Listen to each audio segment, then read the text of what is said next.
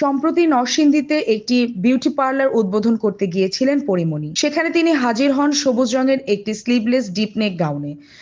জনসমাগমের মধ্যে নায়িকার এমন খোলামেলা উপস্থিতি ভালোভাবে নেননি নেটিজেনরা। ঢাকায় চিত্রনায়িকা পরীমণি মানে আলোচনা আর সমালোচনা। ব্যক্তি জীবন হোক কিংবা কর্মজীবন, বিতর্ক যেন কিছুতেই পিছু ছাড়ে না এই গ্ল্যামার কন্যার।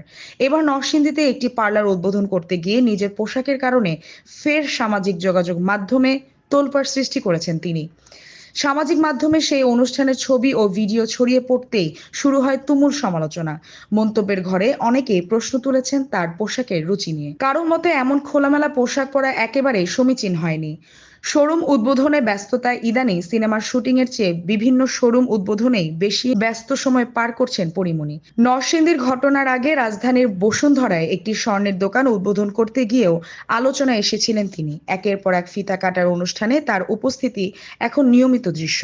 বিতর্কের বাইরে কাজের জগতেও বেশ সরব পরীমণি। বর্তমানে মুক্তির অপেক্ষায় রয়েছে তার অভিনীত সিনেমা ডোডোর গল্প। এছাড়া নতুন বছরে শুরু হতে যাচ্ছে তার নতুন রাজনৈতিক থ্রিলার সিনেমা গোলাপের শুটিং। ছোট শহরের রাজনৈতিক বাস্তবতাকে কেন্দ্র করে তৈরি অনেক বিশ্বাসের চিত্রনাট্যে এই সিনেমাটি পরিচালনা করবেন শামসুল হুদা। এতে পরীর সহশিল্পী হিসেবে দেখা যাবে চিত্রনায়ক নীরব হোসেনকে।